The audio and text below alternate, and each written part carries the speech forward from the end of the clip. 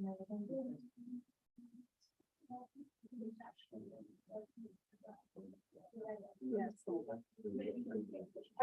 good evening everyone. Thank you for joining us this evening. This is Frome Town Council's meeting. I'm Sarah Butler and I'll be chairing for the evening.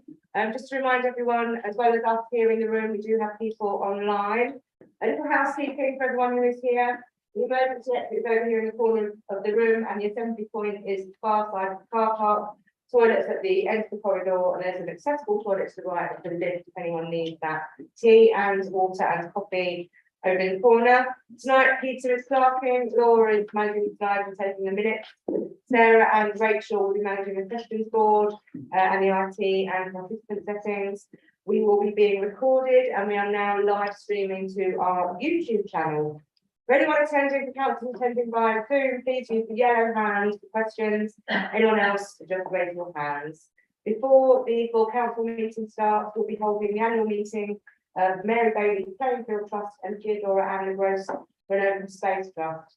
We're going to start with Mary Bailey, and first on the agenda is to approve the minutes from the last meeting, which I think we need to vote on. Correct. So we need to approve the minutes of the last meeting. Yeah, Anita to propose and Steve to second. Everyone in favour?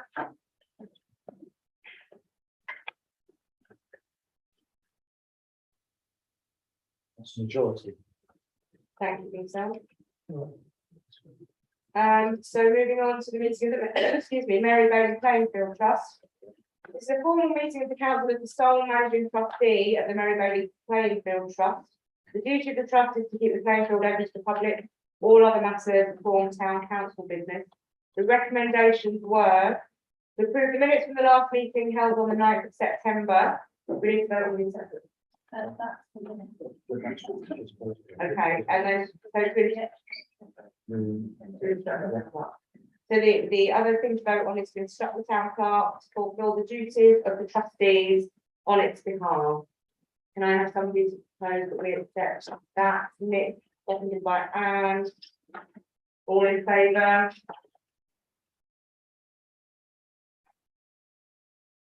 It's unanimous. That's unanimous. Thank you. We need to know this. We have two other recommendations which are on the screen. That is to note the change of Frome Town Council as sole managing trustee to manager on behalf of Fields in Trust. This change is based on legal advice recently sought. And the next point is that the duty of the manager of Mary Bailey Playing-Field Trust is to keep the playing field open to the public. Improvements and maintenance of the playing field are carried out by the town council and not the sole managing trustee. Really supposed to We do, so that the first one is around Frome Town Council becomes a manager on behalf of Fields and Trust. That's the first vote. So I will propose that, and now goes to second. Everyone in favour? That's unanimous. And there's one more. Which is to approve the duty of The duty of the manager of Mary Bailey Field Trust. keep the playing field open to the public. Improvements and maintenance carried out by the town council and the sole managing trustees. Proposed by Andy, seconded by Philip.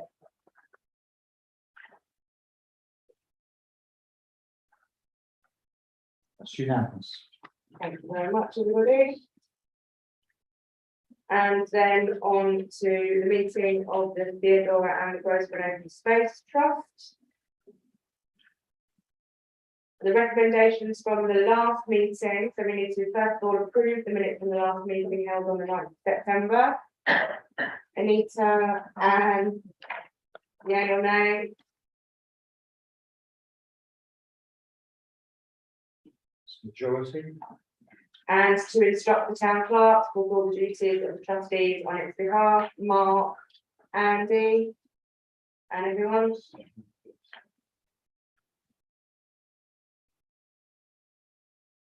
It's unanimous. And I think this is finally to instruct the town clerk to employ a solicitor to explore amending the objectives of the trust to enable more freeholds to be transferred to the trust in the future. A proposer, Philip, seconded there Sorry, that was just. Sorry, Sorry, can you say it again? I'll read it again. It's to instruct the town clerk to employ a solicitor to explore amending the objectives of the trust to enable more freeholds to be transferred to the trust in the future. That's clear. that was on the constitution. Yeah. Philip first, Ben seconded, and then everyone.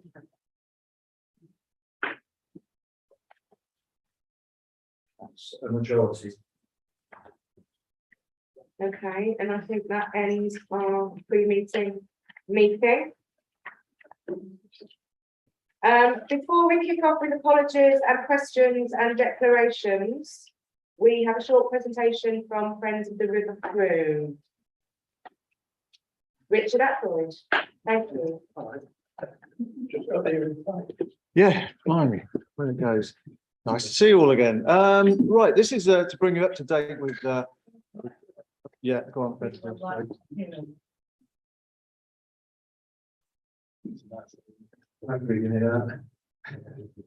just to bring you up to date with progress that Friends of the River Frome has been making on a boat bridge between Edmund Park and the Well. You remember, some of you will remember, in March 2019, the council passed a motion to pursue this as part of their work strategy and so on. So just to give you a bit of background, Edmund Park, those people know where that is, you can see Southwood Farm, 450 dwellings on there. We've got the old brickworks above the town site, with another 160 or so. We've also possibly got several garden community, and also the bit of them between some more commercial developments. And there's no way for some of those people to get to town other than to go all the way down Worcester Road, which is well over a mile.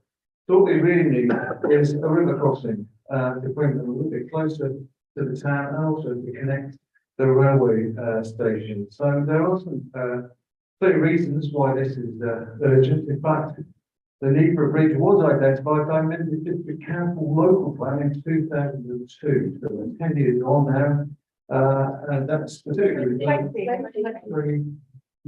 2002.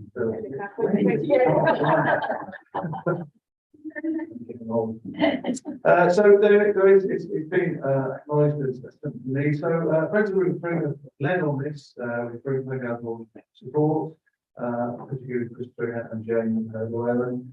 And I guess, as all things, code got in the way, but we're carried on. So this is by way of an update to tell people about this, and we hope that from this we can get some progress. We've employed James Hunnigan from Ramfield to do the legwork for us, to run a feasibility study together. And there's lots of reasons why we've got Section 106 funding, £110,000 agreed, amended, and that has to be spent by January 2030. That'll be 8 years. So the key things are what the next stage is. So James is going to update you on that, and I'll share. Thank you. Oh, we've got Simon Keys back here. So any questions afterwards? Great.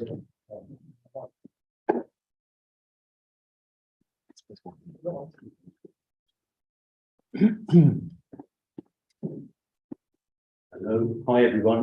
Yeah, like Rich said, I'm Jim Hallibone. I'm a director at I'm a director. I'm doing landscape politics. We're based just down the road, forward space. So yeah, way back before lockdown, we were employed to carry out a feasibility study to look at the optimum route and location for the bridge. What I would do, I'll kind of rattle through that feasibility study, and I will pick out the sort of the most relevant points, and it's just a kind of to run you through the kind of the level of thinking that's gone into it, and then I will finish on the kind of most up-to-date sort of work, and then we'll take questions, at which point we can dip back into it if we need to. We've given our brief by Friends of the River Frome, and this aligns with the river strategy. We created some criteria upon which to judge the routes and the locations. And I won't go through all of these because we don't really have time, but I believe we can probably make this document available if it's not already. Option one here was looking at how we could work with the Caxton Road development slightly more than we are. What we see is sort of blocky 3D model that we use to create the sort of visualizations of that. So that involved quite a lot of steps and probably wasn't all that feasible, hence the overall score of 1. I won't show the scores for everyone,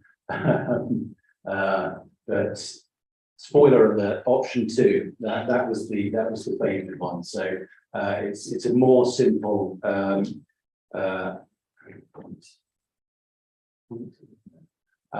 so this incorporates the route up to the rail station as well. So we've primarily been looking at the bridge itself, but obviously it's key to have that linkage through to both Edmund Park and the River Walk, which has now been mostly installed down at the bottom end by the old print works. If anybody's seen that, we'll come back to that.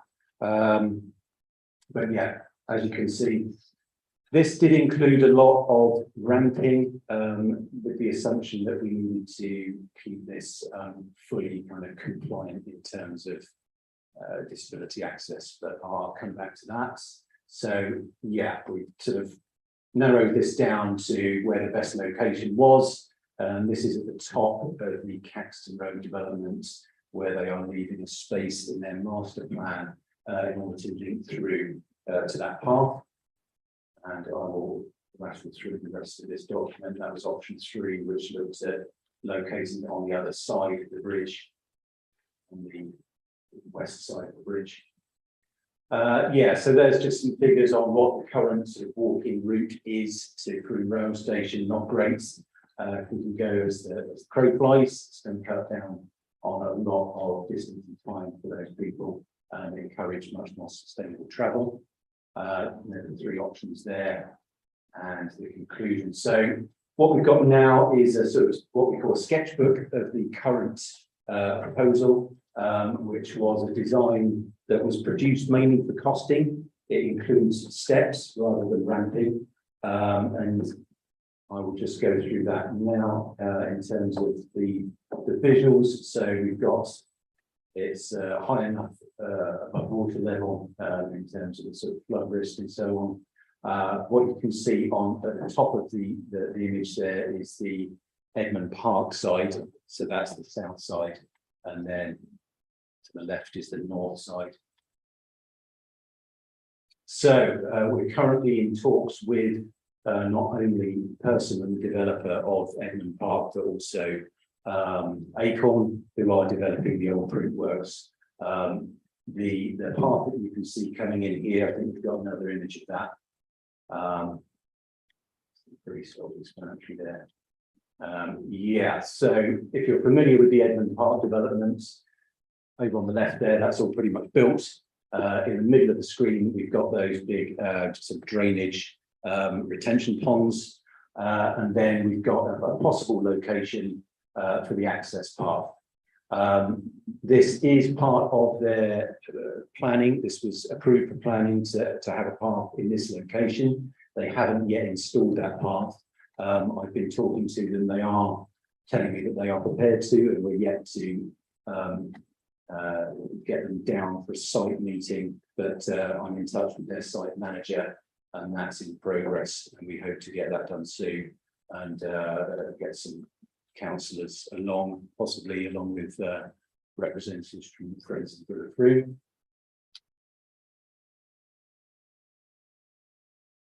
And here you can see this is on the north side, where we've got the Acorn development. The old print works is just here behind us. If we were standing on the riverbank, and this is currently where they just completed building the boardwalk, which is well worth looking at. It's pretty good. So that's ideal. And then this is just a very basic drawing that we produced for costing. So encouragingly, in terms of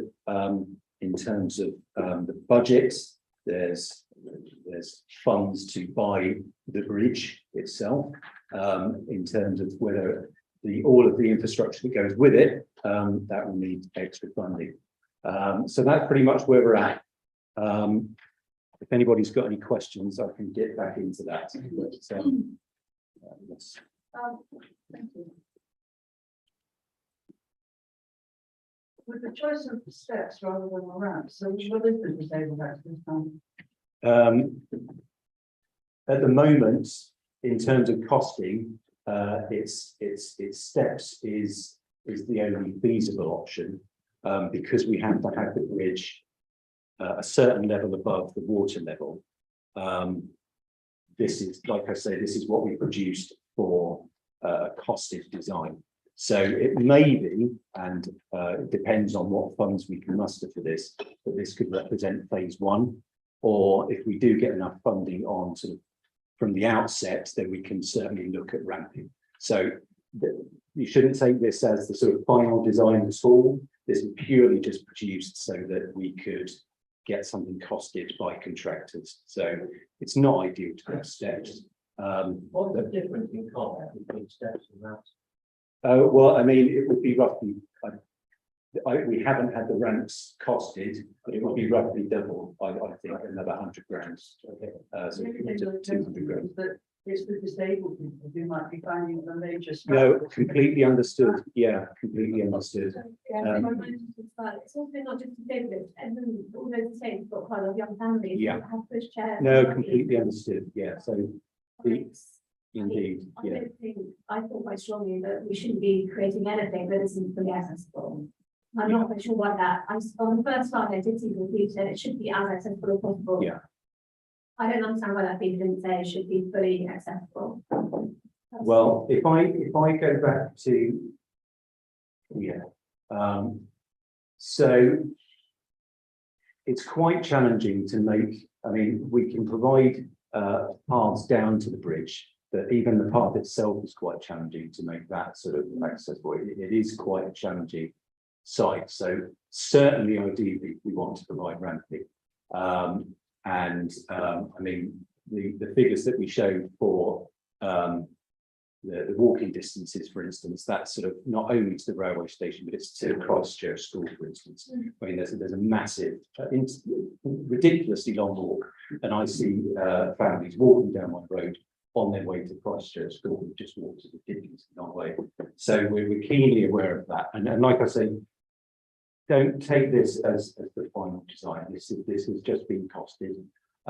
So what we ideally want is, well, I won't go right back through, but the option that we identified as the optimum option before, which includes ramping down, fully accessible, and the linkage up to the rail station as well, because you notice this doesn't include that either. So this is a design that represents the budget that's currently in the pot, if you like. So the goal is to get political kind of momentum behind this, and let's look at how we can broaden the ambition of what we're seeing here. Yeah, I think that'd be fantastic that it's being done. But can I also just ask about the money, section 106, and what my limited understanding is linked to development. So is it linked to the specific development? This was linked to Edmund Park, so this was part of that agreement. So Persimmon, who developed that, are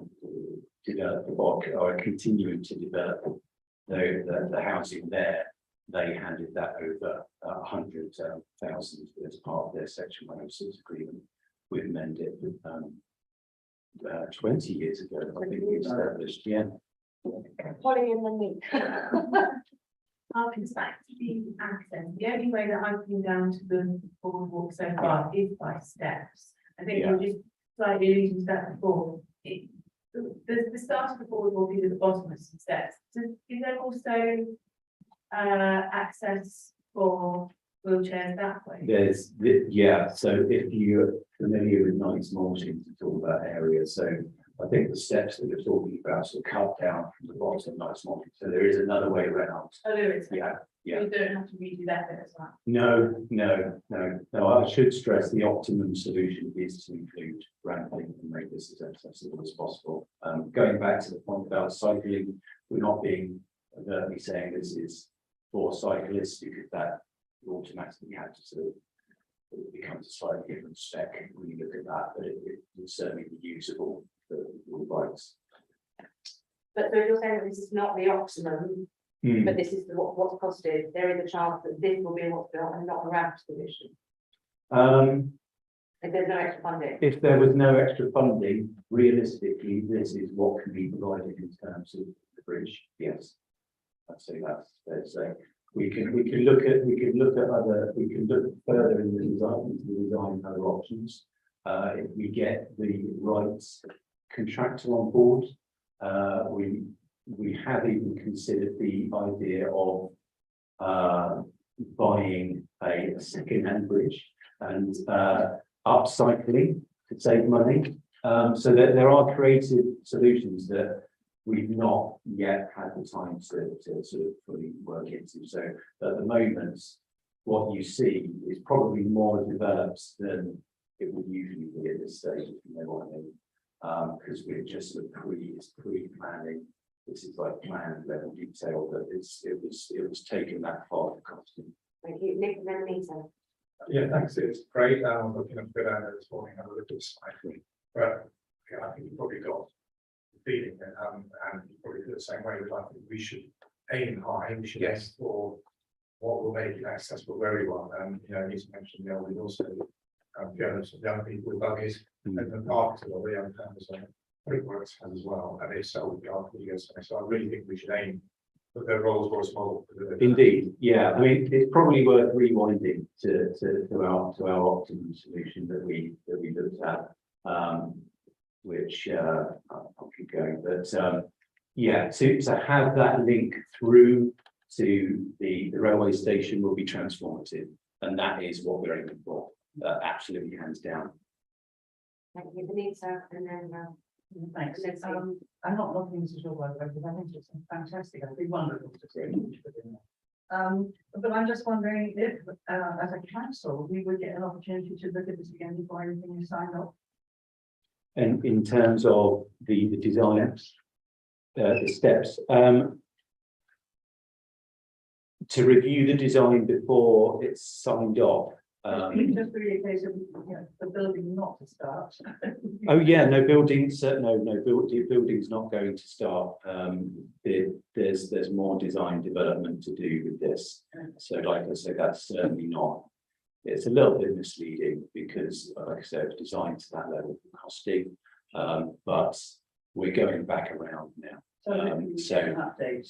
Yeah, oh indeed, yeah. So that would be fine. Mel and then Steve, and then somebody goes. Just 2 points. One, can you get access down towards the station? Currently, or is there enough land between public land next to the road? No, there needs to be an agreement with the landlord of the Dave Lucy compound, and I believe there have been discussions. Yeah, Jane Llewellyn has made contact with the owner of that land. There's a possibility of using some network rail land as well, but it would need an agreement. Yeah, Network railroad thing. well, that's part of my current sort of task list is to liaise with them. The checker's point, and I agree with the access.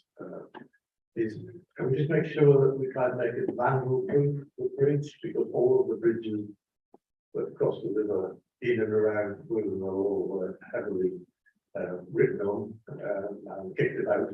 So anything that looks really nice to an architect like glass or whatever won't work obviously in that environment. Yeah, there won't be any glass, I don't think. I think it's pretty safe to say, but robust but elegant is what I would be going for, I think.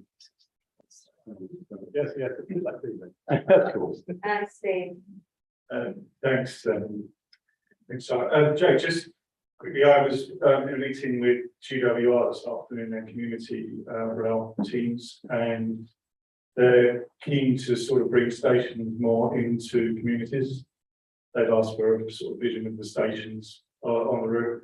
And one of the things they want to do is work with developers or developments around their stations. So I'm happy to have a chat with you about that. I've also got some contacts at Network Rail, which might be useful. We've actually got some big out. That all sounds very promising, yeah, I I mentioned starting earlier on. Happy to- indeed, yeah, they're tricky to deal with as well. Yeah. Great, that you two pick that up. Yes, yeah. Is there anything else pressing, or would you like to move on? And is there any final points about it? No, I think that's everything covered. If everyone's questions have been. Rich, yes. What we're really looking for, this is spread the river through, we're pushing this forwards, in fact, we're paying for James's time out of our own pocket at the moment, as it were, at the charity. But what we're really looking for is a kind of, we want support, obviously, from town council, but we want you to go to the new unitaries and the district council and say, hey, come on, help us, we need to make this happen, because it's really going to be a little bit too big for Friends of the River to actually complete, I think. So the issue of ramping and disabled access, we talked about it with James before we came to this meeting. We know that that's going to be something that people want, but that will require a bit of extra funding. We're not asking the town council funding. What we want is to try and get sponsorship from various bodies, but we do think that particularly the new unitary ought to be supporting this, and they ought to be putting their hands in their pockets to make it happen, particularly as there are new developments in town. Section 106 million could be allocated to this. So that's what we're looking for. We're looking for your support to help make this move forward. In the short term, we've given James some jobs to do. He's going to talk to the network where make the links, make the initial contact, but then we are going to need some political will to make this happen. So, Great, thank you, Rich. Well said, Rich. Thank you, James. Thanks very much. Thank you. Thanks. Okay, the slightly unusual order, we're now moving on to apologies. We have formal apologies from Carla and Paulinettes. We have a few people that we are not sure their whereabouts, missing in action. We assume they may or may not be turning up. Declaration of any on it, apologies, yeah, and then seconded by Holly, and then approved.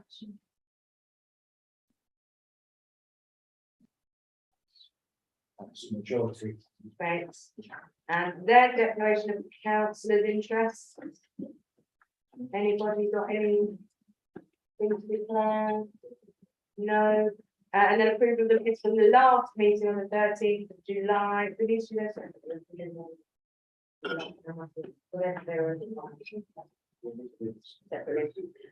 of July, approval of the minutes from the last council meeting. I shall propose that, seconded by Andy Whitmore. All those with a yay. Majority. Same again, the last town matters meeting on the 20th of April 2022. Nick, first, Mark second. Everyone. Majority.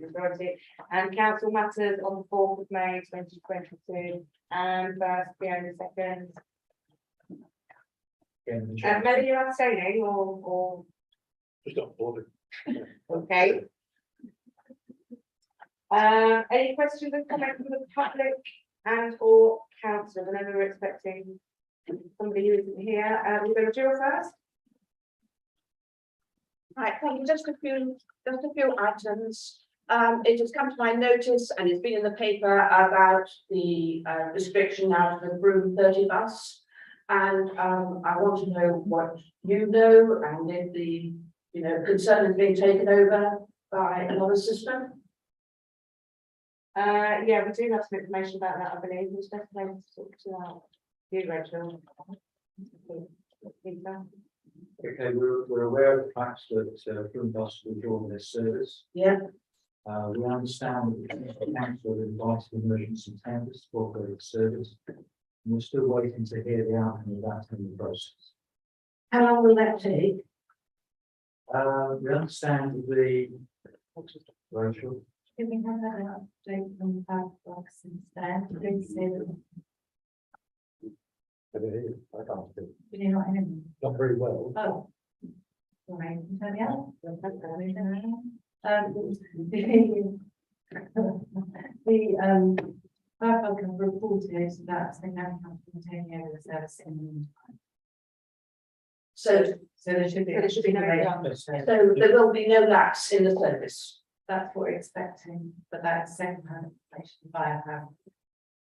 Right, so we'll watch this space. Right. Also I'd like to mention the fact that, okay, we had the Sunday market this last Sunday. And at the entrance to Delta Close for the last 3 months, there has been a yellow metal A-board saying residents parking only. Whose organisation was that? Did that come from the market organisers or did that come from you? But I do have to say that because that notice being there, the parking for the market has dropped. I suspect it was So- highways, isn't it? It hasn't, it's all it says, residents parking only. It doesn't say anything else on there. I'm not aware of the circumstances behind that, but we can certainly investigate. I just wondered if you, as a town council, had informed the Sunday market people that a notice needed, because we have been complaining for a long time now about parking on that particular market Sunday. I'm not aware that we've actually given them that. Right. Notice. Right. Okay, another item is it's been brought to my attention that because the buses no longer go along the butts because of obviously the traffic congestion. The D2 does not go up to Sainsbury's that way, it goes through Britchell. And so you have lost people using the buses there. There's no bus route for people from Rossiter's Road all along the butts to Sainsbury's. It goes through Britchell and Marston Road. And, you know, we have got quite, well, you know, people used to use the buses when it used to be used there, but, you know, if you can get rid of those parking cars on the left-hand side as you leave Frome, and all those houses have got parking spaces from Rossiter's Road, you know, can that be done? But I don't think it's within our. That's another parking problem like we've got on Foundry Barton and Henley Way. Just say quickly, can I just come in quickly? That when I came last time, we reported the trees not looking very well on our open space. The garden people, what they call it, the rangers came up, removed the dead tree and gave copious water to the existing trees. And we are trying to keep that garden alive like everybody else. And we are taking it and doing a rota of watering. Okay, I have my say. Thank you. That's great, thanks for that update, Jill. Nick? Yeah, I'm been asked to mention a couple of things by some constituents around our social behaviour in the town. Sadly, one was going to come tonight, we've got shingles. The police were also going to come and talk, they've been caught up in this incident that's Saturday. Basically, as both people are already aware, there's been quite a bit of chatter on social media about antisocial behaviour in the town. There have been some serious incidents that the police have dealt with. They made arrests on 2 separate occasions.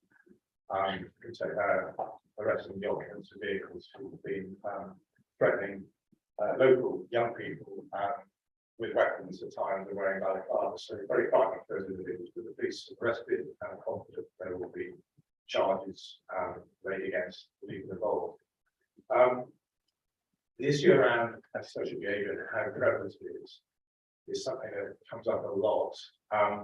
But actually, if you look at the statistics of reported crime in Frome, there's no peak, there's no higher level than there ever has been in the summer months. The reality is, and even some of the people here are sure able to remember back to their youth when school broke up and they wanted to go and hang out with their mates in parks and public spaces, and occasionally get rowdy and occasionally have access to alcohol and so on and so on.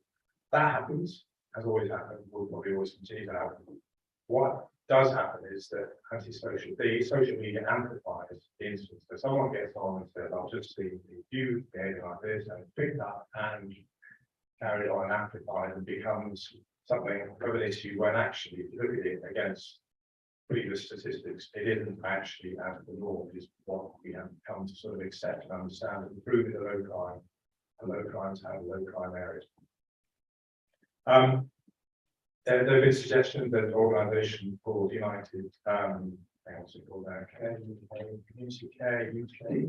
Use that, so I'm Michelle to use that. I'm representing. Excellent, well, you can speak in a minute. Okay, so we have. Hi guys, sorry, I didn't get a chance to introduce myself. Great, okay, we shall bring a recording for you. In fact, let's hand over to you now, because I'm going to come on to what we can do as a town council in relation to understanding what's going on and how our current system process is for dealing with that. Good evening, everybody. I'm Michelle. I'm from USET, and you must forgive me. This is the first time I've ever done anything like this, but I'm here for the good of the kids of Frome, basically.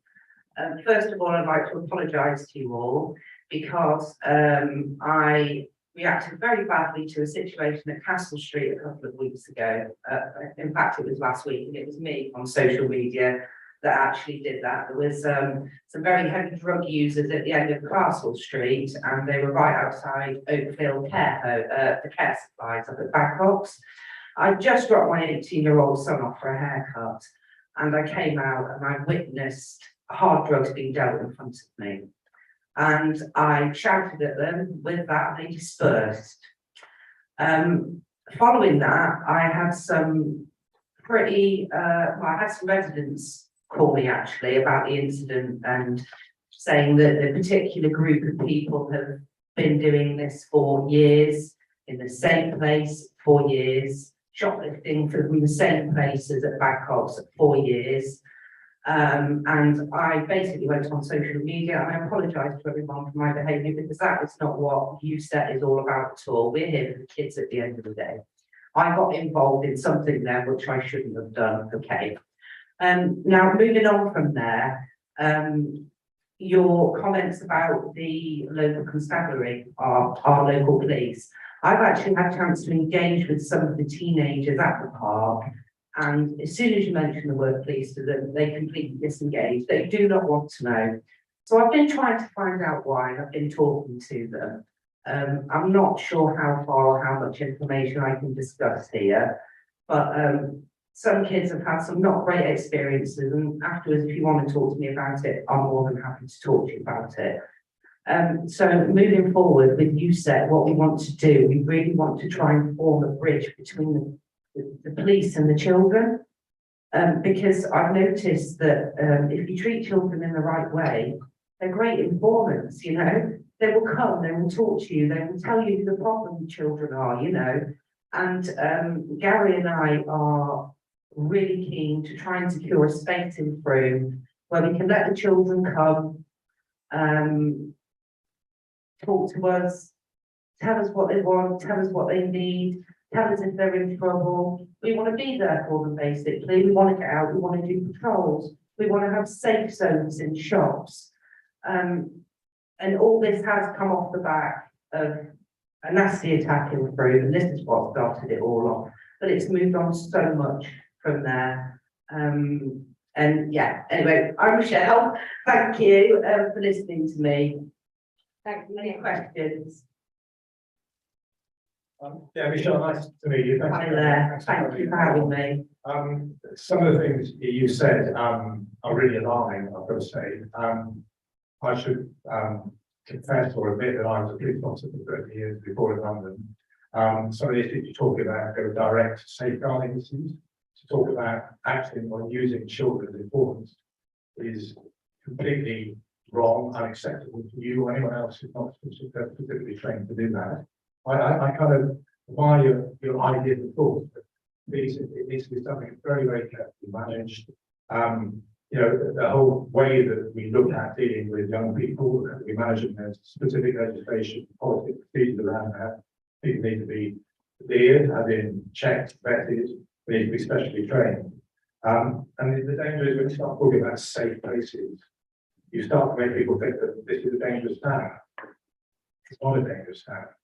Statistically, it's not dangerous. There are always isolated incidents around the country where bad things happen.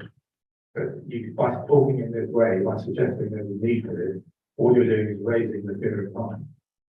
If you look at criminology studies, you look at how that plays out, that doesn't do anything other than make people more alarmed, more fearful, and that's why you go about their lives in a normal way. So may I ask you then, how are we going to bridge this gap between the kids and the youth? Because there was quite a severe incident at the park where one of the teenagers dialed 101 for assistance to say that one of her friends had taken an ecstasy tablet and the police told her to call for an ambulance, and the ambulance then told her she had a 7-hour wait. This is the bridge that I'm trying to gap. I want to be there for those kids. If there's nobody else for there, we want to be there for them, to help them in any way we can. It works to you. Can I just bring my colleague? Yeah, sorry, I'm so sorry. Okay. Hi, Michelle, we spoke on the telephone. Oh, hi, I'm so sorry. I'm so nervous here, you guys. Please forgive me. So, there are lots of organisations already working with young people in Frome, and it would be really brilliant if you were to connect into them. The YMCA are currently doing detached sessions in the park. They're doing some unfunded sessions actually this week and next week because they recognise that there's a need. Frome Town Council has funded them to do some work which they're planning to start in September, which again will be in Victoria Park on a regular basis. They have the youth centre open twice a week. It's really well attended. And chatting to the YMCA today, we're just just checking in and seeing what they were up to over the summer and where they're going. They're saying there's a lot more funding coming online that's becoming available for youth services, which they are actively applying for. But they also reference the fact that Gary Moore, one of our PCSOs, in particular, has developed a really strong relationship with young people in Frome, and he's well linked in through the schools. And in fact, you can't really walk down the street with Gary without every young person stopping to have a chat with him. But he's built a really strong relationship between the police and young people. I think the incident you're talking about is quite specific, and I'm happy to talk to you about that in a bit more detail. In addition to that, we've got with the Tribe and Super Routes doing pop-up play around the town, and Hope Frome are also doing regular youth session in the parks making space. They used to have a caravan in St John's Church, and they've moved that. Now, in order to meet sort of current demands, they agreed with us about 8 months ago that they could move into Victoria Park. So they're there every 2 weeks, and they're alternating between Trinity Church and Victoria Park. Then, of course, there's a network of schools and Frome Learning Partnership and a whole host of other organisations that absolutely have children and young people at their roots, at their heart. So we would really encourage you to work with those existing organisations who, like Nick says, have all of those structures in place to safeguard their staff as much as to safeguard children, young people, and everybody else as well. So may I just ask one more question, please? How are we going to bridge this gap between the teenagers and the police? Take a start with that question. Yeah, there's an ongoing programme, particularly with the schools. And they're working increasingly in a restorative way with schools, with the police, through the PCSOs and the community police team who are very active in Frome and have a really good presence. I appreciate that you've spoken to a group of young people and their experience wasn't necessarily that. And as we can all imagine, 15 to 17-year-olds are back. This is the thing, I think that there's a massive age group, I think that the PCSOs and that are great with the young kids and the mums that get out the park and stuff, but from the ages of 15 upwards, I'm not sure. I think there's a bit of a breakdown there, to be honest, but like you said, we'll discuss it afterwards, and That would be great, thank you. More comments, what's it from you, Bill? Hello, my name is Philip. I'm Chief of the Ward Councillor. I've been in education for about 25 years, retired last year, and also on the safeguarding government at local school. I understand, Michelle, I understand the sentiments, but I'm actually very concerned at the approach. I agree with Nick that a lot of what you said actually goes against safeguarding issues with young people. And we have to remember that when we say safeguarding for young people, we're not just talking about sort of primary kids who are up to the age of 15, and this is right the way through, right up to through college and so on. And safeguarding goes beyond that to vulnerable adults. I think your approach is one where I have to say this, I think there are lots of generalizations you're making, and the research shows that that's not the approach to take, I agree about safe places and so on. I think it has to be a coordinated approach in the community. And as has just been highlighted, there are a lot of facilities within town. And my concern is, as Nick has said, I think this just sort of stirs up a lot of fear that isn't really there. And it doesn't actually get to the root of the problem. It's sort of knee-jerk, and I think it plays into the hand of certain areas of the community, unfortunately. And so, and last comment, Nick. Yeah, don't be discouraged, Michelle, by this, you know, it's really interesting to have you, to come and give your view and perspective. I think the main idea, and I've just read an email I sent by someone who was going to come and talk with the city or she or chat. What the police are doing about it, what's their role? Well, at the extreme end, there's something called the VRU, the Violence Reduction Unit, which looks at things at the very serious end and how they can work to reduce that. And I guess everyone here will know there was a tragic murder in Radstock a couple of weeks ago. Not improved in Radstock, but again, that was turned into a social media thing by being saying, oh, this Frome boy did it, so the Radstock boy didn't come get it back. Just a nonsense thing that blows things out that people work on specifics like that. And they're also looking at antisocial behaviour, problem profiling, understanding what the problem is. To do that, they need to have reports of incidents. So they need to be reported by the individual concerned or family members telling them what's happened, so they can build a profile of where the antisocial behaviour is happening. So my point is, there's a lot of coverage, and a lot of coverage from people who are police, who work from a lay perspective, who are in the community, who've got contacts with the parents, teachers, and so on. But there's also an enforcement perspective, a lot of attention and focus. Most important message, please, is report what happens, report any instance of crime to police, and then they'll understand what's going on. Absolutely. Thank you very much, everybody, for listening to me. And I'd just like to, my comments when I said informative, I didn't mean the children informing on people in Frome. I didn't mean that at all. I meant the children coming to us informing us if they've got friends that are carrying knives, or, you know, just be there for them to come to us. And basically, I'm just explaining that. That's great. Thank you. And it's really good to hear from you. And just to reiterate, don't lose that enthusiasm, because please do follow up with the accounts. And thanks for coming. Okay, next on the agenda, point 4, a proposal to form a panel to guide Freetown Council staff on future housing and development. Over to Steve. Thanks, Sarah. I'm not going to read the whole document, it's long. Hopefully everyone has already read it. I'm down as the author, but I have to say that Mel did an awful lot of work on this, probably more than I did. So yeah, it's partly me, partly Mel.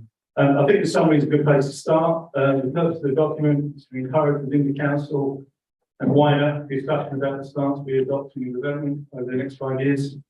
Not intended as a policy document. The debate may lead us to require more data and a wider discussion with other players and organisations. And the relationship with the new unitary will be crucial. A bit of context from me, from a planning perspective.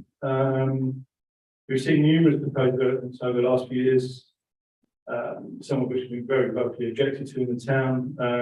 We also know from some of the support groups and agencies there's a desperate need for housing in some areas of the population. We feel it's only right to try and understand these issues and the appetite for development of Frome.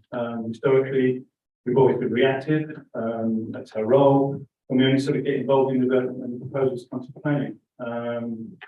As we move into the new unitary council, we feel we need to be more proactive to do our best to shape the town going forward.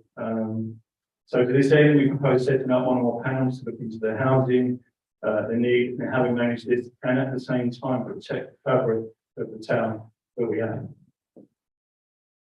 Thanks. Elisa.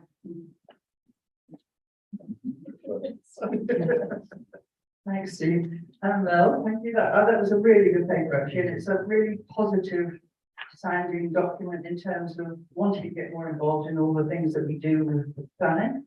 And I think it's great. One tiny thing, and it's going to sound as though I've got a thing going in. The only thing that felt for me is that we're not putting any thought to from the document really was about housing for disabled people in terms of access and what have you. So I wonder if anyone put any thought into that, or whether it's considered a bit of a sideline for the moment. I can answer that.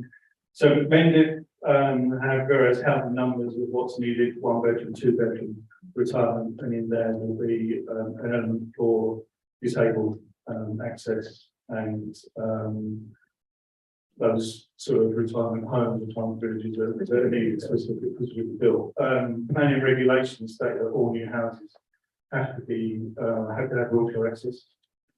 And part of the council's strategy in terms of active travel and our planning strategy is to make all developments accessible for wheelchair users, cyclists, and disabled. I mean, it's things, for instance, like making sure that all new properties have downstairs loos, for instance. That's all in regulations. Melanie again. Okay, the easiest route for us as the council is not to do this. There's absolutely no doubt about it, because it's going to stir up a little bit of a hornet's nest. And it will be the first time that I can recall that anything like this has been done in terms of opening and preparing for something which is very contentious. So I'm not sure how we're going to do it. The next step, if you see what I mean. And I think we probably need to work with some members of the community to actually make that happen. But it is the beginning of what I would hope is a new sense of engagement in the way that you've been talking about with the people in Frome. So instead of us having more and more committees in this room, it's actually being out there and talking to people and listening to people and actually reacting to it and making things happen. And as I say, it's certainly not going to be liked by everybody, but we just need to take that on board and wear our team hats and move on from there. Yeah, cool. Thanks, Mel. Yeah, just to say, I agree, I think it's a fantastic document, I think it's the start of a conversation that we need to have, and, yeah, I agree with Mel, I don't think it's about engaging with people more, and Anita and I are on the same page, myself, I was going to ask that question, but also in the document, we talk about balanced panel. What do you mean by balance? Balance in what way? Balance with environmentalists, balance gender-wise, balance balance in what way? Basically, yes. Okay. Yeah, I mean, yes, I cross-section of the community. You know, as I said, we hear vocally from people that don't want development. We never hear from all those people that desperately need a roof over their head. You know, as Anita said, we don't often hear from disabled people. So the whole intention of the panel, as Mel alluded to, no idea how this is going to work, no idea how it's going to fit together, but we want to hear from all of the organisations that work with homeless or work with people trying to find a home in Frome, as well as people trying to protect green spaces in Frome. We want to hear from everyone basically, and yeah, it can get a little bit heated at times. So. Excellent, we like that. Yes, Rachel. We've got a question from Alan Boyd, and he's asking, does the council want to consider revisiting the neighbourhood plan to include site allocations this time? No. Thanks, Adam. So it will take too long because the neighbourhood plan only fits in the LP part 1 and 2. And unless many are going to upgrade local plans parts 1 and 2, there's no point us updating the neighbourhood plan because it sits behind those two documents. Okay, so I think we can move to the vote on that. Does anyone want to propose that we move forward to get that proposal? Andy, seconded by Philip. All those in favour?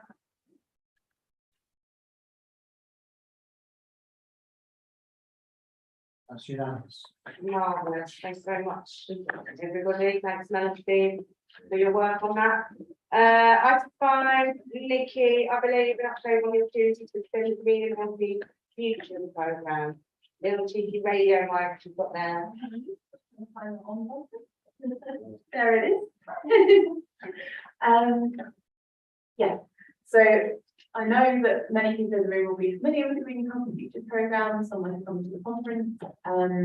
We've been working on the project for about 18 months now, and because of timing, I don't have time to go too much into kind of what's happened previously. I'm going to touch on it really quickly, but I'm assuming that the paper's been read, that people have the prior knowledge, and we're going to look at, you know, what happens next.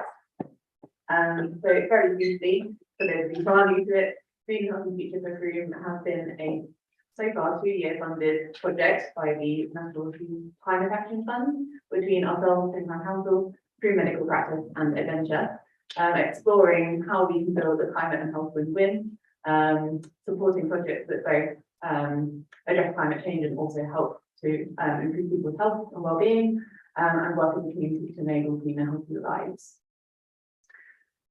So over the last 2 years, each of the partners has led on projects within the programme. And again, I'm not going to touch really on what the medical practice and adventure have been leading on, because I'm assuming that the paper's been read and people are aware of what we've done so far. I'm going to focus on the 2 projects that we've been managing, Cycle Together and Healthy Homes, and also the evaluation project, which is with us. So the timeline, just as a refresher, back in 2020, the partnerships of 3 organisations were awarded £300,000 for a 2-year development project. We submitted a bid for a 5-year project, and the Trustee said we'll give you funding for 2 years, so because you need to develop your ideas more. After that 2-year period, you get the opportunity to bid for the full funding. So that's where we're at now. So we're starting to consult now on the proposals for the next 3 years, which is the paper that was sent around. That hasn't gone out publicly yet, or to wider stakeholders. We just shared it as a council paper so far. But the idea is that we'll be sharing that and talking to people over the next month, ahead of submitting our expression of interest to the National Lottery in September. They'll then get back to us and hopefully give us the thumbs up to submit the full bid, which will be sent in October. They give us a decision in January, the project commences in March, and if that goes to plan, then we won't have a gap in funding for what we're doing at the moment. And just to sort of flag really how much we do rely on grant funding for our work in the resilience team. So this is just an overview of the funding that's been brought in over the past 2 years to support our work and some of the projects we've been able to deliver with it. So quite a bit of what our team does is, you know, work on grant applications to bring in funding to be able to deliver these projects. About 80% of our budget is grant funding rather than precept. And that brings me to the 2 projects that we've been managing. So Healthy Homes has been a partnership with Centre for Sustainable Energy and the Frome Medical Practice. We've been working to deliver monthly energy advice sessions, training to organisations in the community, and sending out messaging through Frome Medical Practice to vulnerable patients about support that's available to help them improve the energy efficiency of their homes, helping to reduce their bills, reduce their carbon footprint, and also improved health outcomes. So the benefit that we've seen of this work over the past 18 months is that we've had about 583 people receive support through the CFD. That's quadruple the amount of cases that CFD were receiving prior to the project starting in Frome. And we've been sure that's not a general trend across Mendip. That is, you know, Frome. It's not because of, you know, all the other things that have been happening. Of those 583, we've had 89 cases logged that have been referrals or grant funded retrofit work. There have been grants available over the past the period that we've been working for low income households, and we've been able to find those people to those and support them through the process of applying for them. That led to a combined financial saving of £84,800 with an average saving of £514 per household, and also good carbon savings on top. So what we want to do next with Healthy Homes, we're currently in the process of training some volunteer energy advice champions. We've had 4 recruited so far to help with home visits, events and drop-ins. We'll be working with Frome's Renewable Energy Cooperative, who've offered us some funding for the winter to help obviously with the cost of living crisis that we're facing, to help with emergency support, installing things like the radiator panels for off-roofing, LED lights, anything to sort of help reduce energy costs over the winter. And by coming into people's homes, helping them do those things, it also opens up conversation to things like grant funding. We've been engaging with landlords and renters through the newly formed Landlords and Renters Alliance with that housing Frome. So we want to be continuing to support these things over the next 3 years. We'd also like to add in, given that we've got the opportunity to apply for more funding, a new project called Neighbourhood Warmth, which is a street level retrofit project. We'd like to employ a qualified retrofit assessor, who will be able to work with small groups of households, which are kind of similar properties that may require similar interventions. It will reduce the cost of initial assessment, but also potentially the cost of materials. We can do bulk buying, we can look at zero interest finance with landology, which is a council approved. We're also looking to pilot and develop a platform with the Organisation Life Society called Neighbourhood Warmth, which is create a kind of online platform that could be replicated in other places, and that would be the special. That be the project. And it will also enable engagement with local supply chain. If we can demonstrate demand through that project, it will encourage people to come forward and do the training that enables them to do their carbon neutral. And the second project is managing a cycle together. So far we've had over 60 participants in the programme. They've cycled over 2,000 miles together. Almost all of them said they'll cycle more in the future as a result of confidence, increased confidence, and 67% that they will cycle many of those short journeys rather than using a car. So we're going to continue to expand the scheme, but slowly. We're kind of getting steady demand at the moment, and we think we had such a long waiting list at the start of the project. We had 60 people on the waiting list, so we've got through them now. So we haven't really been promoting it that actively. We think we'll be able to continue that scheme, and we're going to budget for an extra 2 bikes a year with the hope that more people want to take part. Expanding the reach through businesses, community groups and neighbourhoods, maybe rather than kind of doing random sign up, actually, doing group things, which would be interested. And then we want to expand by linking with the Frome Community Bike Project to deliver training and bike maintenance, which will be free to the Cycle Together participants. A bike workshop open for employees for a one-off payment or subscription. Inclusive audibility social rides. So once people have completed their month of e-bike trial, they've got a kind of continued community and safe rides where they feel that they can continue to build their confidence on the road. Volunteering opportunities and also refurbishment of bikes, not just e-bikes but regular bikes. Obviously, for a lot of people, e-bikes are the most accessible thing in Frome. It is also possible to provide a bike if you're putting money. So we like them, and obviously they're very affordable if you buy them second hand. So we want to be able to support that as well. And on evaluation, we employ an evaluation officer for 2 days a week at the moment, who's evaluating not just the work that we're doing, but also what Adventure are doing, what medical practice are doing. So on 2 days a week, that is actually another work. So we would like to extend that to a full-time role, because it will enable them to kind of continue to look at the obviously the expansion of what we're doing. But we did a baseline survey right back at the beginning of the project, that we did to be able to continue that over 5 years, and we'll start to get some really meaningful data about change over time, and also continuing to focus on who we're not engaging with through that programme, barriers to engagement, barriers to participation and that kind of thing.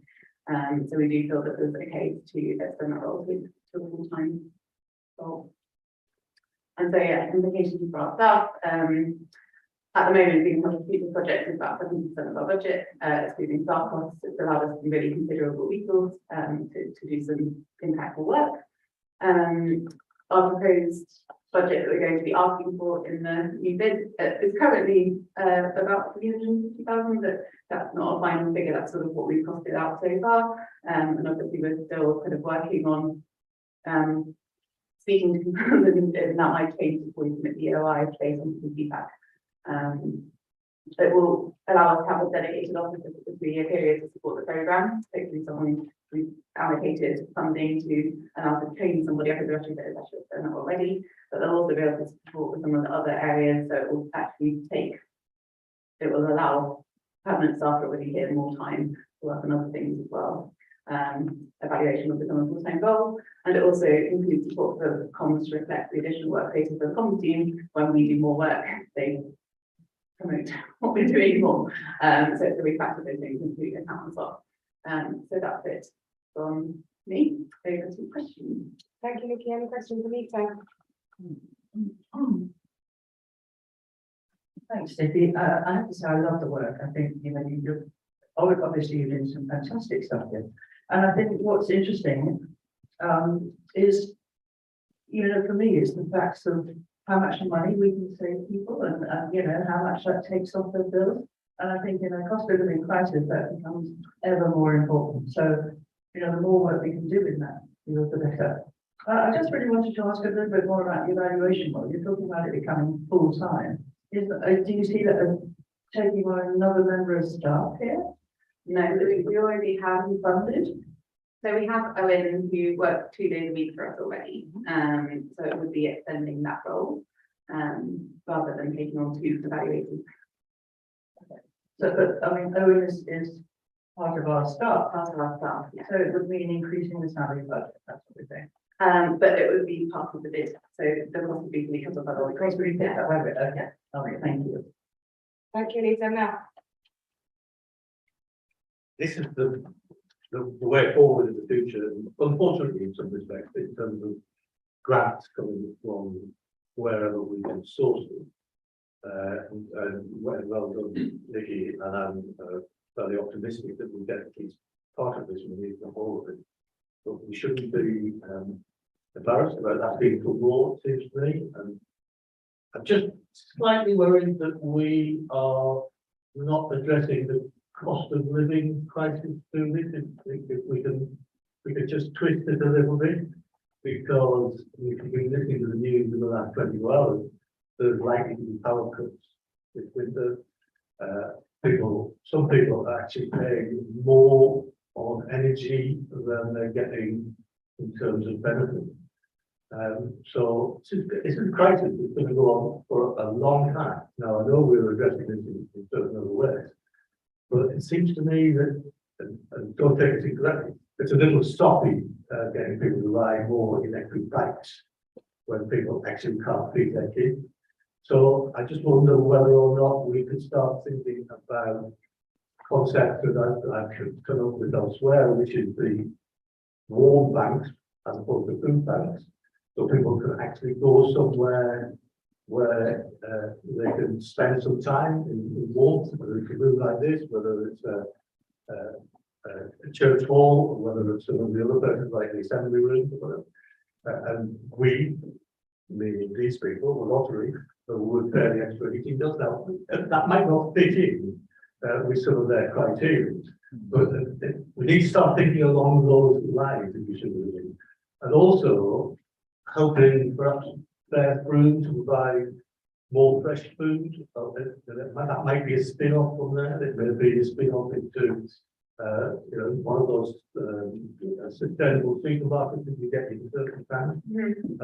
And so actually going into those areas, and it's great to see on the healthy homes that we're actually talking about doing some work or helping people to do work in some kind.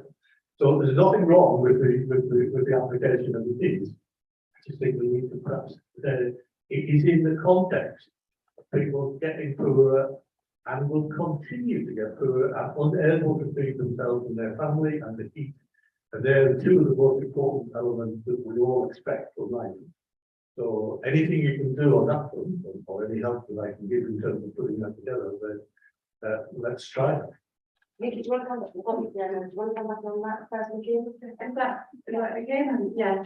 So I obviously would completely acknowledge the cost of living crisis, and I think in the paper it's really clear that we're trying to address that alongside climate and health, which has been focus today.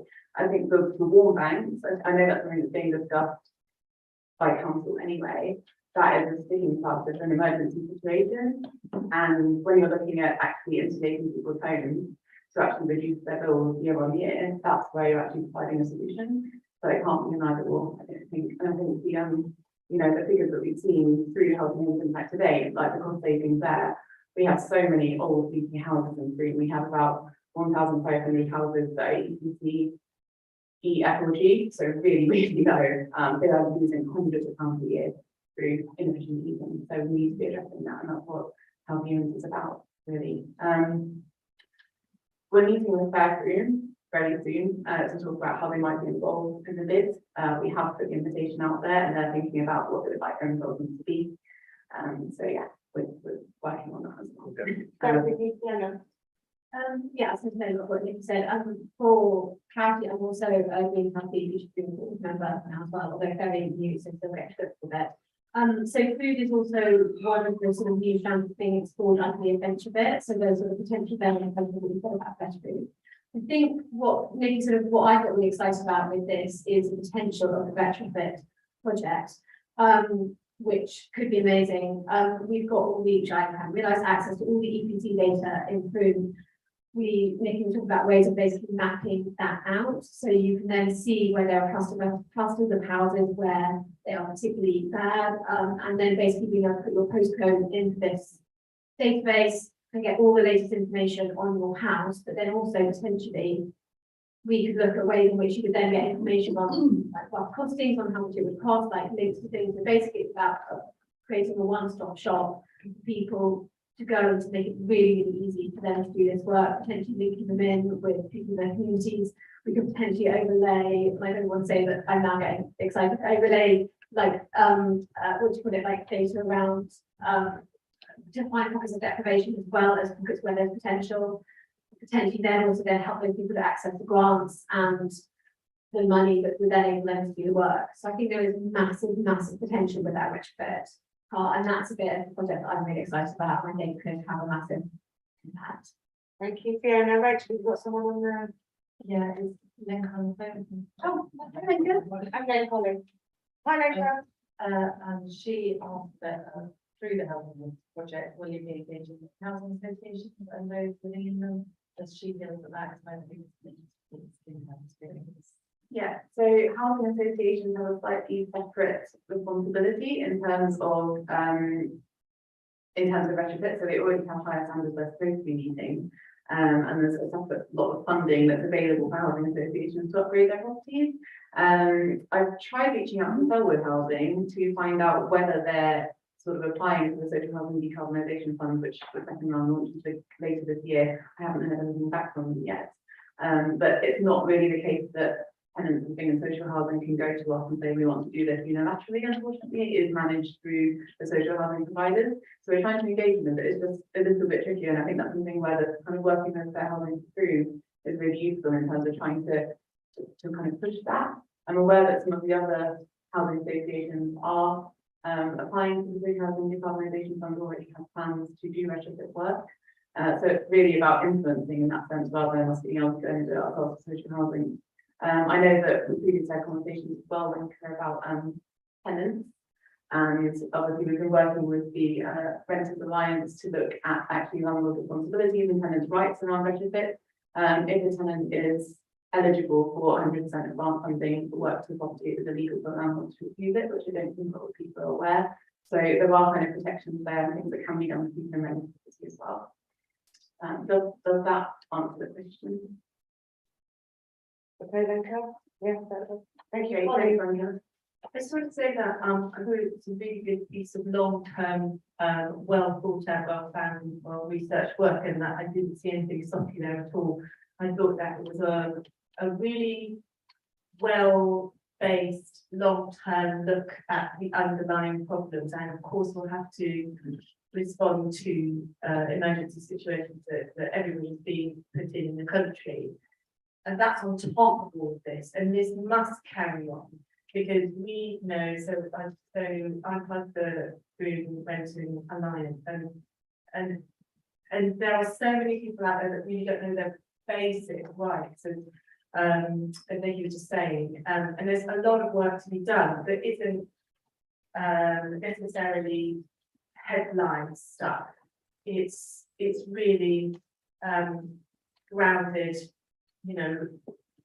Communications stuff that's really, really important that will make an actual difference to people's lives. And I just see that if there are some things that people, think, oh, well, that doesn't apply to everybody because an e-bike, for instance, is, something that's out of a lot of people's price range. That doesn't mean to say that the whole coordinated effort between those three organisations, isn't valid. I just think that the whole message was a well thought out, coordinated, strengthened message, and those three things were. Thank you, Pauline. Yeah, I was trying to find an email about something. I listened to what Val said with interest, and I think there might be talking about democracy. And there's a huge challenge for society generally. I was just on the radio today saying that potentially the fuel bills for people in the heart state pension, the basic state pension going forward. Huge challenge. It's not something we can manage as a town. We can't suddenly get a lot of money. So I really like your comeback. These are things we should be doing. Structural process, looking at the places where we can make a difference by changing people's behaviour and access to funding. So I think the biggest problem with our carbon footprint is housing. And that's what we need to focus on. We can creating warm rooms somewhere. I'm afraid is like a sticking plaster. We may need to do it somewhere, but the long-term problem is what we need to invest in. Yeah, thank you, Nick. And for a combination, Michelle. It's just a quick question really about the solar panels that you're providing to people. I'm actually a council tenant myself, and I was lucky enough to have solar panels fitted some years ago in my bungalow in Mells. Yeah. It wasn't until a few years later that I actually found out that the council actually sold the electricity that I didn't use back to the grid. Now, given the current circumstances and the way things are, would it be an idea for somebody to look into that and maybe put this, you know, the funding back into the people's pockets so they can actually use, you know, instead of selling it back to the grid, you know, give the money back to the people, you know, so they can. Oh, was that through the Solar Streets? Yeah, it was. Yeah, it was through, Yeah. through the council. And, you know, it wasn't until a little while later that I found out that any electricity that we didn't use, regarding the solar panels, you know, the council was selling back to the energy provider. It's not the company, back to the energy providers. Yes, When- sorry, I'm a bit- No, it's fine, it's fine. It's only like 10 Yes. it's not easy to understand, Yeah. but basically when you install solar panels, any energy that you don't use has to go somewhere. Yeah. So if you don't have battery storage, it will be exported back to the grid automatically, because there's nowhere else for it to go. So one way of dealing with that is getting battery storage, because then you can store more of the energy to use at night, and that's something that obviously you had yours installed quite a while ago, but now they will look at battery options alongside. That probably wasn't an option when you had yours done, because the technology wasn't affordable enough yet, but it's there now. So that's what would always be looked at, depending on your energy usage. Obviously, if you're using 100% of it during the day and you don't use the battery and it's not affordable, if you actually don't have that much energy in the day, you're using it all at night, and you store it, you use it. I do, because I've got storage. But it's not, so it's not that the council's selling electricity back, it's not that anyone's getting profit from that. You can, if you are exporting electricity back to the grid, you can apply for something called the smart export guarantee, which means that you will get paid like 5 cents per kilowatt hour for anything that you export. It's not a huge amount of money, no, that's a national scheme. It's not huge amounts of money, and it's often not really worth the hassle. But again, it's worth looking at how much you're using. If you've got a smart meter, or if you've got a generating meter, anything, we can have a look at how much you're using and figure out what might be the best solution. And I'm happy to help you with that if you want to have a look at it. Great, thank you for that explanation, Nikki. I'm going to move on unless there's anything else, Mrs. Steve. I'll just make one point about the housing associations in Frome. A lot of the housing in Frome is in conservation areas, and it's been tricky in the past to get windows and stuff put in. I do know there is an application coming up tomorrow in Trinity to put new double glazed windows in quite a number of the houses and flats in Trinity Street. So that's a step forward, and we can use that as a precedent for other housing associations. Brilliant, thank you very much for that, Nikki. Then item 6, which I think is Laura, is to ratify the first round of the King's Grant and Substantial Grant Award.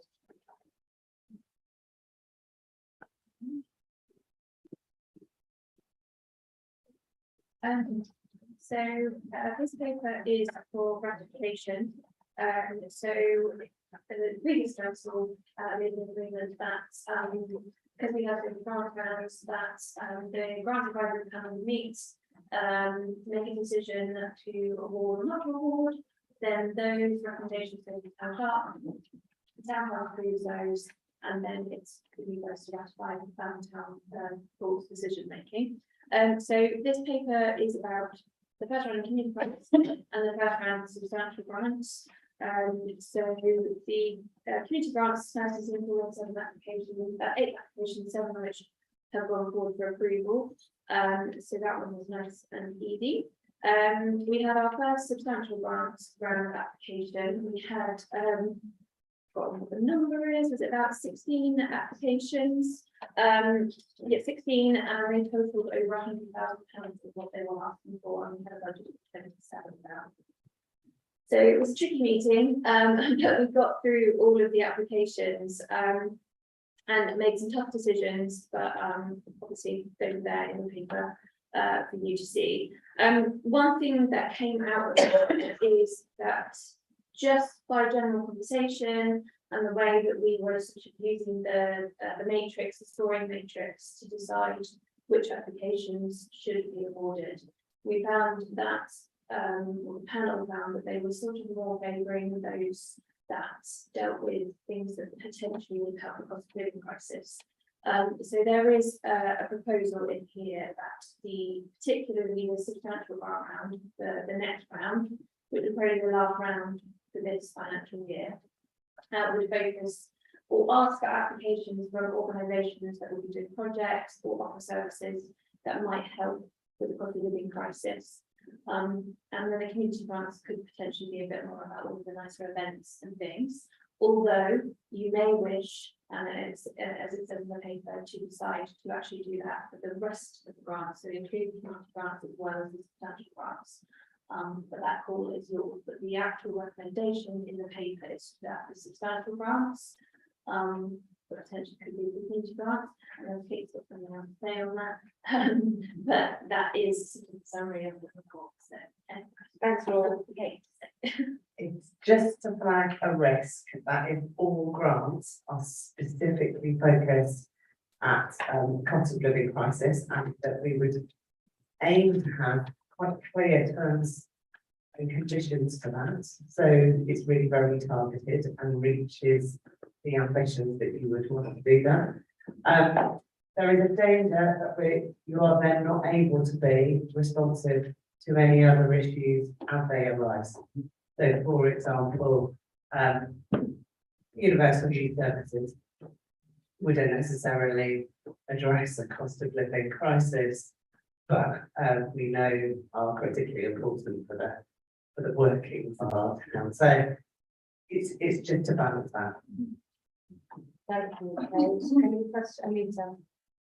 Yeah, I have to say, I agree with you, Kate. My first response to that was substantial grants maybe, but certainly I think there should be scope for other organisations to tap in that might be quite relevant in other areas, although the cost of living crisis has to be the focus. I just excuse my ignorance. I just really wanted to ask what is it SASP or I can't remember what it was that. Yes. What is It's the Somerset Activity Sports Partnership. Yeah. okay? Thank you. Just to take into account what people have said, if you take recommendation 5, put the word primarily. So the next substantial grant round led by FTC, the current financial year primarily supports the community in mitigating the impact of the cost of living crisis. That gives you the flexibility that you're looking for. We shouldn't underplay this. Very few parish or town councils would give this level of support to people in town, and it's really important for us to continue to do that. So for most town councils, if they decide it might be 20 or 30,000 pounds, they will distribute. This is a way of making sure that we not only help these organisations, but actually make sure that we get more banks for our buck, because they're prepared to put in lots of hours in terms of making it work. And now, any other comments or questions before we go into voting? Okay. So should we do that? I mean, we need to vote on that addition to recommendation 5 anyway, so let's do that first. Does everyone agree that we add the word primarily in recommendation 5 before the word supports? Nick first, Anita seconds.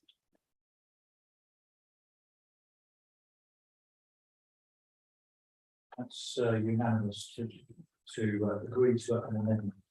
Okay, and then we'll come to the amendment in order. We'll come to the recommendation in order. So let's say them one by one, to ratify the awards for community grants in table 1. Just do a vote. Okay, fine. Someone else, Anita, Philip, number 2.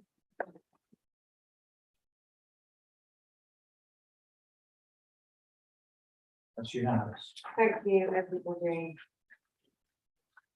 Okay, agenda item. We did it all together. Thank you, Laura. Thank you, Kate, for that. Sarah, agenda item 7, Springtown Council's financial position at the end of June 2022. So, the papers have been distributed, and I'm sure you've all read them. I'll do a little bit more this time than I usually do. We're 25% of the way through the year. We next report to you, it would have been November, but we'll try and get one to you in October. The October meeting is on the 5th, so to get through the end of September by, we'll have to send out a report on the 28th, which will be a rough draft of the second quarter halfway through the year. Reading these reports, I don't know how many of you are very familiar with them, so I thought I'd just give you a quick guide. The first column is pretty obvious, the actual year to date. The second is the budget, and the third is the difference. The green column, you might not be familiar with, it's the committed expenditure, it's purchase orders. So it's money that's been committed but not yet spent. And then the middle column, funds available, is the resulting balance available. The orange column is the one we look at when we're looking at each month. For example, 25% of the way through the year, we'll look quickly down that column and see which ones are over or under.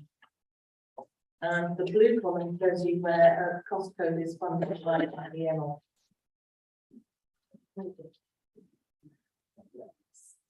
So if you're at 25%, we don't worry about it. If it's over, we look to see if there are unexpected costs or expenditure simply ahead of schedule.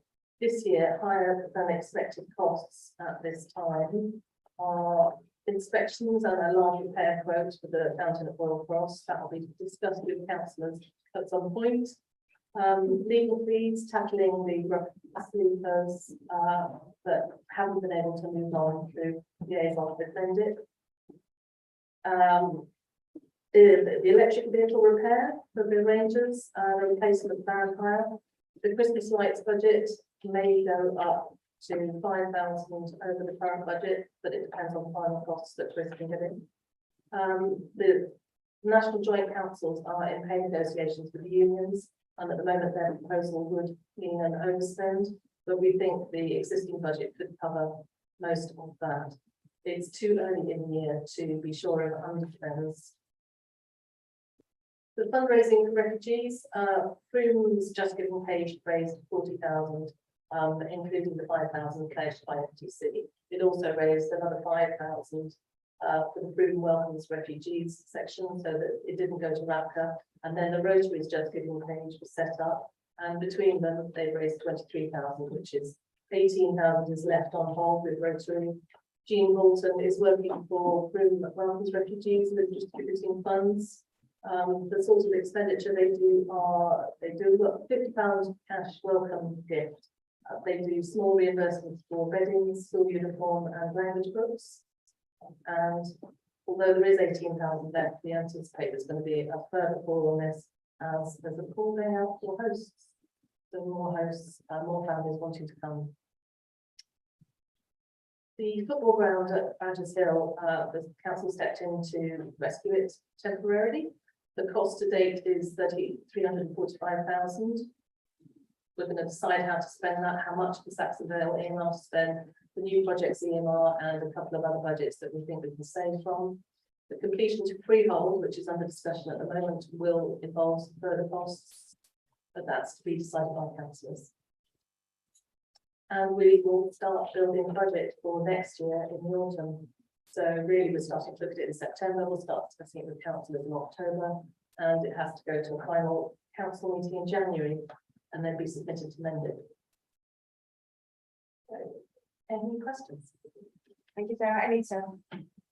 Thanks, Sarah. Very thorough, as always. Well done. John, am I right in saying that we didn't actually incur any costs really for travellers in the end for babies, etc.? Because my understanding is we don't have any travellers currently on any of our land. And also that we didn't actually need to pay this in the end because they left it there in the corner after talking to the lead. Am I right?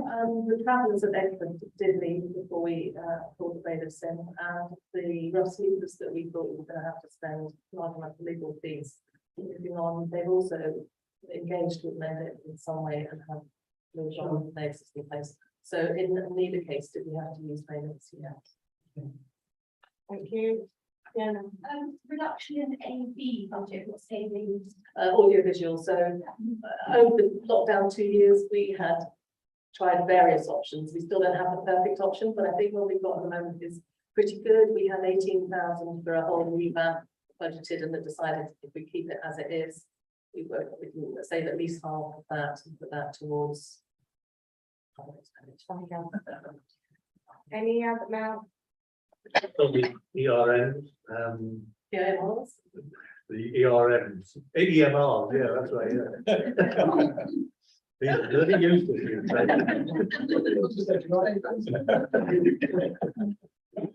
I don't expect you to give us a full answer now, but the CRM development, I know it's gone up from 1 year to the other, quite substantially, in fact, a large amount of money.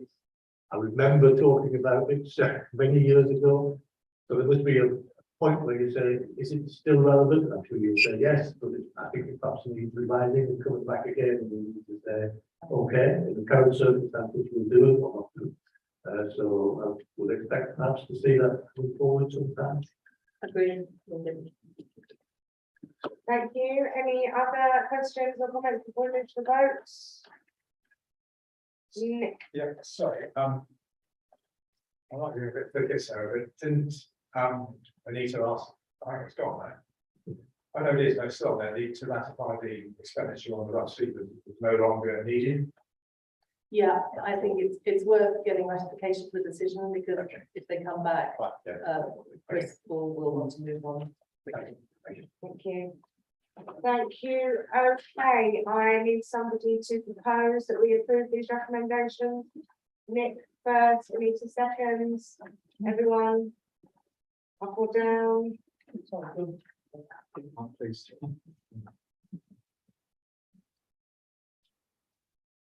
That's unanimous.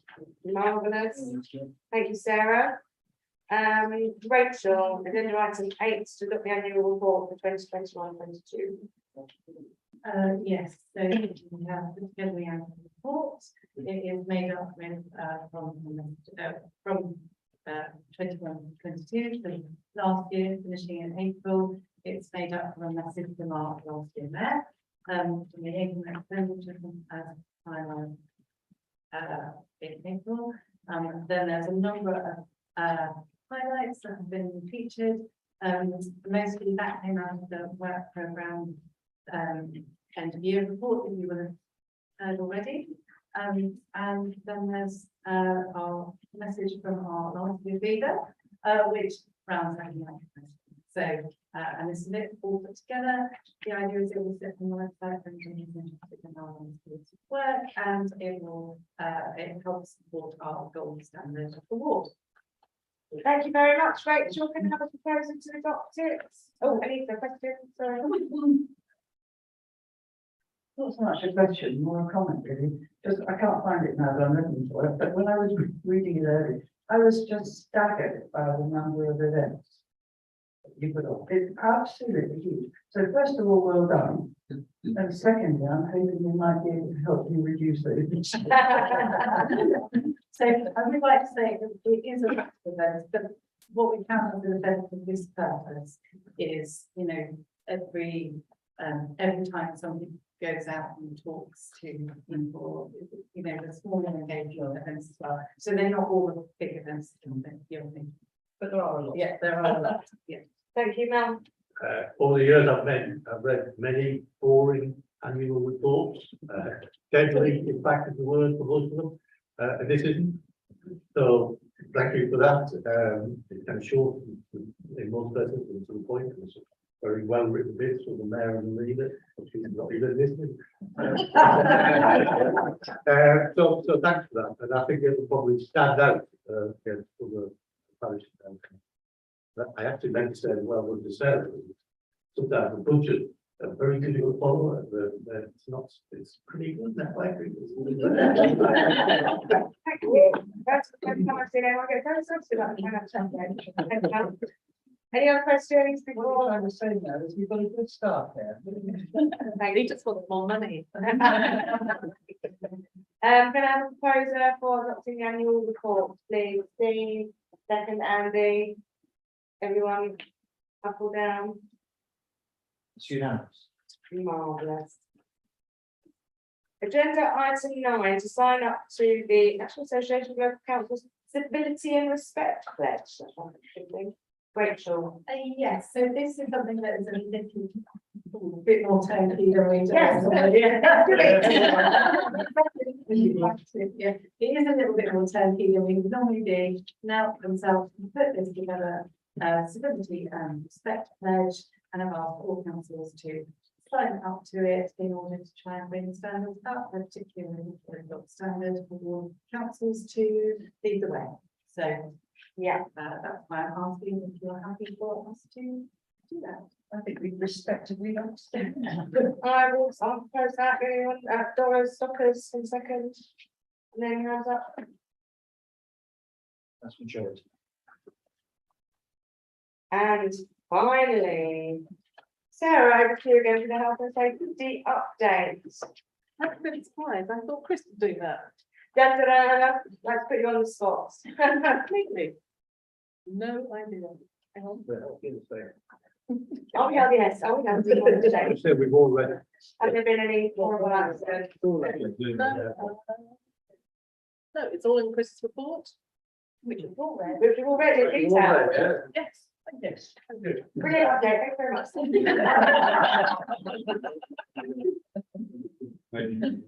Do we have to vote on the Well, a big man. I'm going to close this meeting unless there's anything else anyone wishes to express. We are due to meet again at 7 o'clock on Wednesday, the 7th of September. Here in this chamber, please do send your apologies in advance if you're unable to make it. And thank you for everyone's contribution.